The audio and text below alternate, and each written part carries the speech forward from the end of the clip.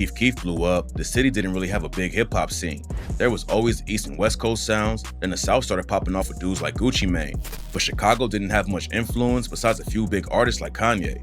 That all changed when Young Chop and Chief Keef started linking up in the studio though. Back then, Chop had to carry around a massive desktop computer when he wanted to work with someone.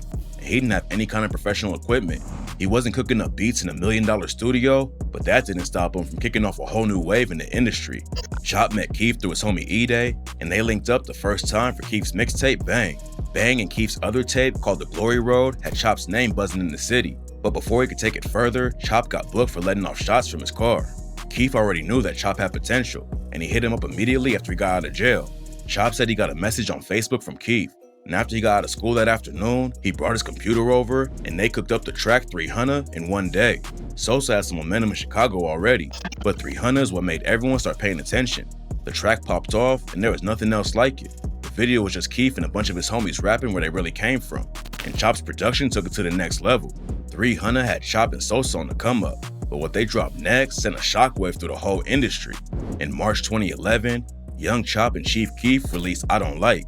300 was successful, but nobody expected I Don't Like to blow up like it did. They racked up over 1 million views on YouTube in no time and put Chicago drill on the map. It was already popping off, but then Kanye, Pusha T, Big Sean, and Jadakiss hop on the remix. See the date, September 14, 2012. That was the biggest song ever in 2012, nigga. And ran up even crazier numbers. Having one of the biggest artists in the world remix your beat is a dream for most producers, but Young Chop wasn't rocking with how it all went down. Chop's original beat had his own style, but the remix sounded completely different.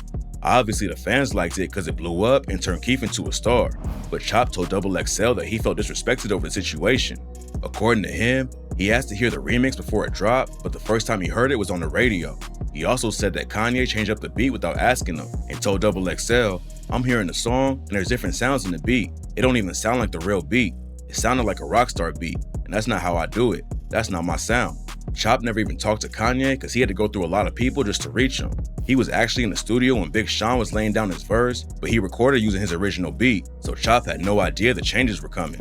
There were rumors that Chop was actually going to sue Kanye over the track, but a few days later, he said that Ye reached out and everything was cool. In 2013, they even linked up in the studio while Kanye was working on his Yeezus album, and Chop told DJ Vlad, "I sat down with him and shit, like bro really motherfucking talented. The shit is just genius work." That wasn't the end of the drama though. In 2015, Chop told DJ Booth, "Niggas don't even know the story behind that. He came to get beats for me."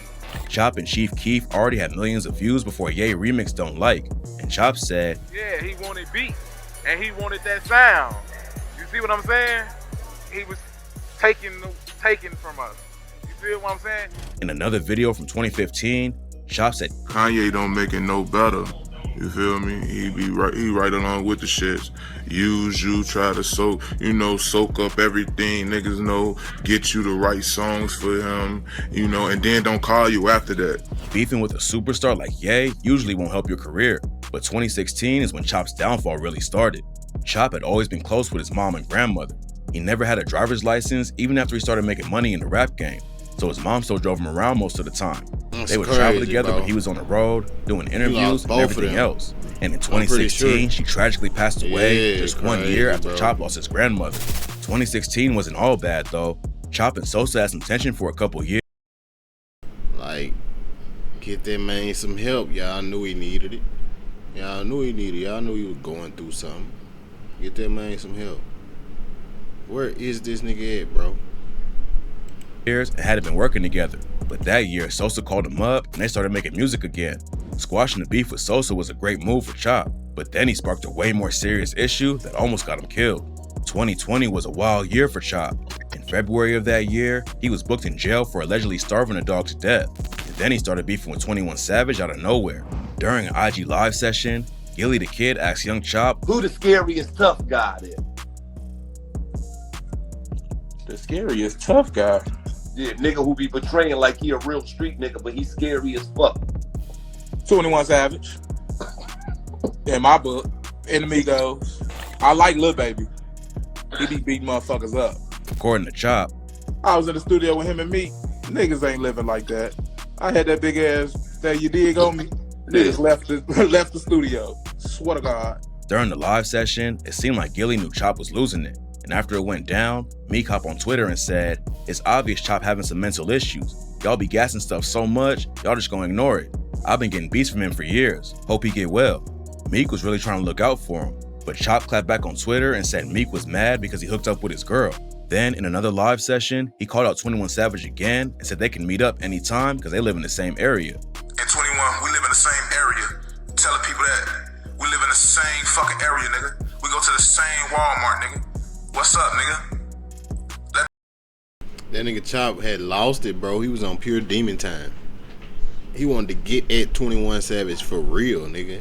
Niggas thought he was playing and trolling. That nigga wanted to get at them niggas for real. Let the people know that. Chop also dropped a diss track aimed at 21 and said, "Big dog status, you can label me. If a nigga talk down, I'ma send this bitch up.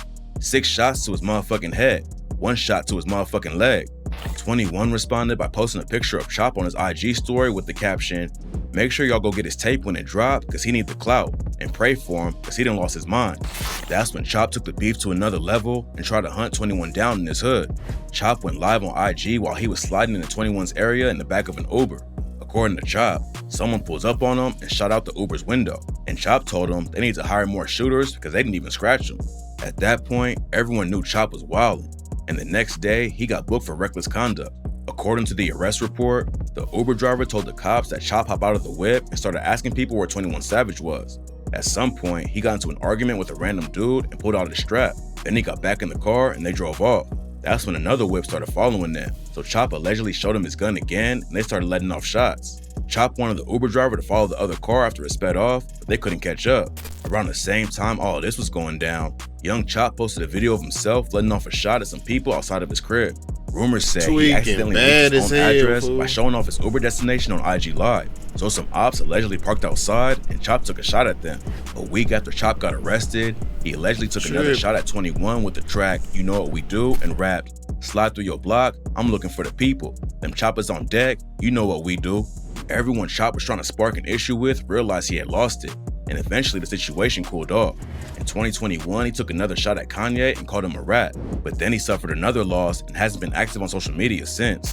In April 2022, Chop's brother Johnny Maycash was killed by his girlfriend. That shit after he crazy, brutally bro. beat This her. nigga lost his whole family, literally. His whole fucking family, bro. His whole family is gone. He out here by himself. You gotta think about how this nigga feel, bro. There was a cry for help, bro. He wasn't just wilding, he wanted help, nigga. A video of him attacking her came out a few months before, but that wasn't the first or last time he put hands on her. Johnny had other domestic violence charges from different women, and an assistant public defender said that his girlfriend shooting him was clearly self-defense.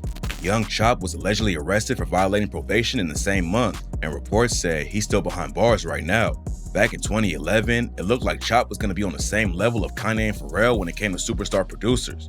He changed the game with his drill beats and helped make Chicago one of the biggest rap cities in the world.